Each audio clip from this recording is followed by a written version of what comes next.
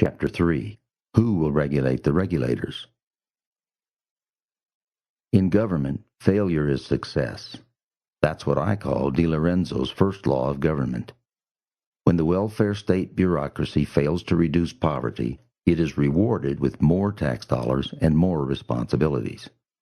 When the government schools fail to educate children, they are rewarded with more tax dollars and more power to meddle in education.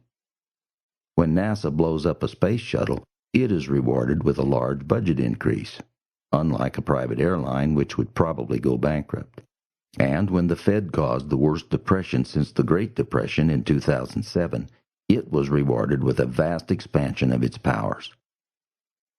DiLorenzo's second law of government is that politicians will rarely, if ever, assume responsibility for any of the problems that they cause with bad policies. No one group in society is more irresponsible than politicians. There are a few exceptions, but in general they will always blame capitalism for our economic problems, even when capitalism is not even the economic system that we live under. Economic fascism or crony capitalism would be more accurate.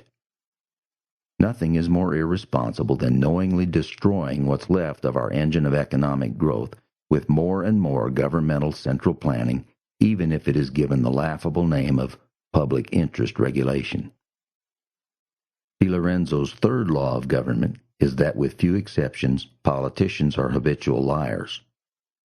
The so-called watchdog media is more appropriately labeled the lapdog media, for pointing out the lies of politicians is the best way to end one's career as a journalist.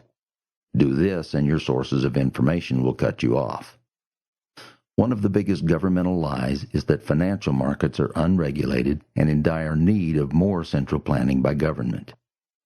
Laissez-faire is said to have caused the Great Recession. Fed bureaucrats have lobbied for some kind of super-regulatory authority to supposedly remedy this problem. This is all a lie, because according to one of the Fed's own publications, the Federal Reserve System, Purposes and Functions, the Fed already has supervisory and regulatory authority over the following partial list of activities: bank holding companies, state-chartered banks, foreign branches of member banks, edge and agreement corporations, U.S. state-licensed bank branches, agencies and representative offices of foreign banks, non-banking activities of foreign banks, national banks, savings banks, non-bank subsidiaries of bank holding companies, thrift holding companies, financial reporting procedures of banks, accounting policies of banks, business continuity in case of economic emergencies, consumer protection laws, securities dealings of banks, information technology used by banks, foreign investment by banks, foreign lending by banks, branch banking, branch mergers and acquisitions, who may own a bank, capital adequacy standards, extension of credit for the purchase of securities, equal opportunity lending, mortgage disclosure information, reserve requirements, electronic funds transfers, interbank liabilities, Community Reinvestment Act subprime lending demands, all international banking operations, consumer leasing, privacy of consumer financial information, payments on demand deposits, fair credit reporting, transactions between member banks and their affiliates, truth in lending, and truth in savings. In addition, the Fed also engages in legalized price fixing of interest rates and creates price inflation and boom and bust cycles with its open market operations. In addition, financial markets are just as heavily regulated by the Securities and Exchange Commission, Comptroller of the Currency, Office of Thrift Supervision, and dozens of state government regulatory agencies. All of this is the Washington, D.C. definition of laissez-faire in financial markets.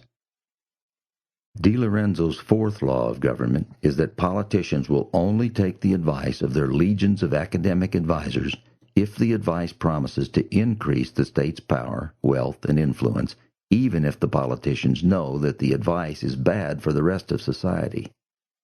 The academics happily play along with this corrupt game because it also increases their notoriety and wealth. A glaring example of this phenomenon is the fact that in the aftermath of the onset of the Great Recession, there was almost no discussion at all by government officials, the media, or op-ed writers about the vast literature of economics that documents the gross failures of government regulations over the past century to promote the public interest. There has always been some kind of government regulation of economic activity in America, but the federal regulatory state got its first big boost with an 1877 Supreme Court case known as Munn versus Illinois. The two Munn brothers owned a grain storage business, and the powerful farm lobby in their state wanted to essentially steal their property by having the state legislature impose price ceilings on grain storage. Such laws had previously been ruled unconstitutional as a violation of the Contract Clause of the U.S. Constitution. But the plunder-seeking farmers prevailed, and it was hailed by statists everywhere as a victory for the public interest. Thus, the very first major example of public interest regulation was unequivocally an act of legal plunder that benefited a very narrow special interest at the expense of the public, which would have benefited more from a free market. Either because of ignorance or corruption, or both, the statist academics of the time sang the public interest tune with regards to regulation, creating the myth that markets always fail and that the remedy is benevolent and wise government regulation in the public interest. The academics did this despite the fact that there was glaring evidence all around them that regulation was always and everywhere a special interest phenomenon, as indeed almost all governmental activity is.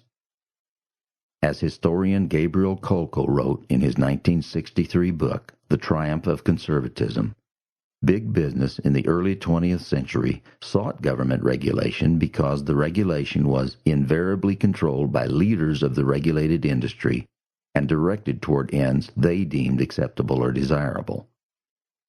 Government regulation has generally served to further the very economic interests that are being regulated. Chicago School economists labeled this phenomenon the capture theory of regulation.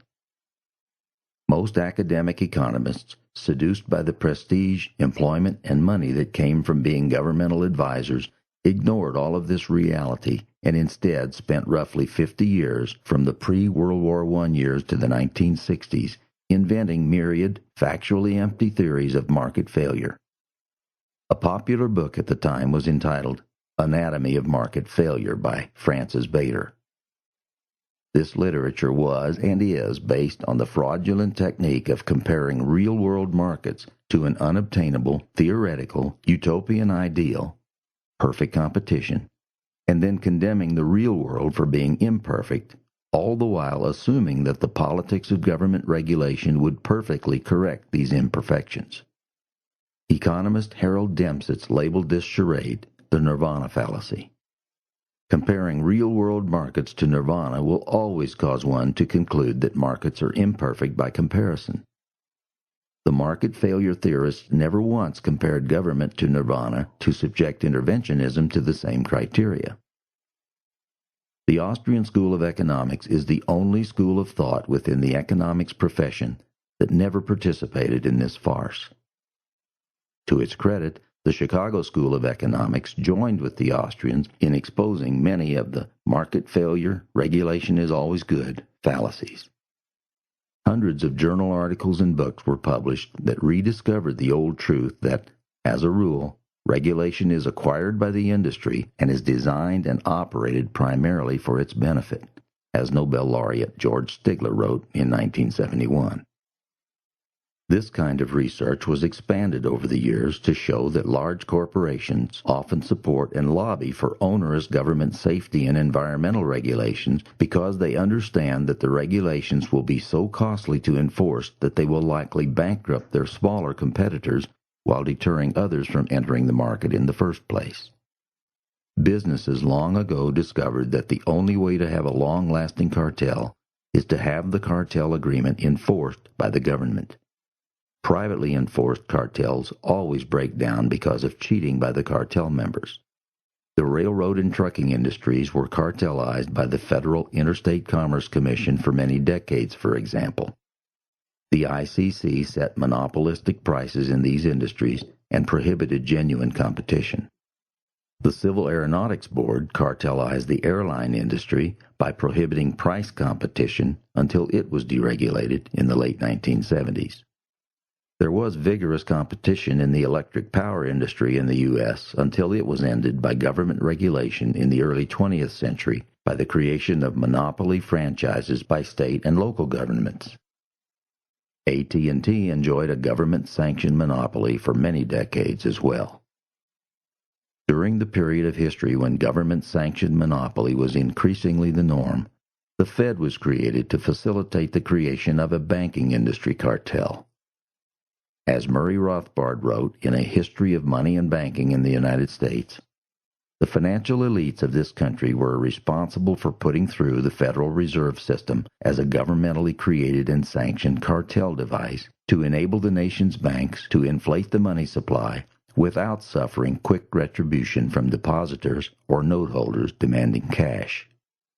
In other words, giving the Fed more regulatory authority is not unlike giving an alcoholic another bottle of whiskey, a murderer another gun, or a bank robber a ski mask. It is bound to make things worse, not better.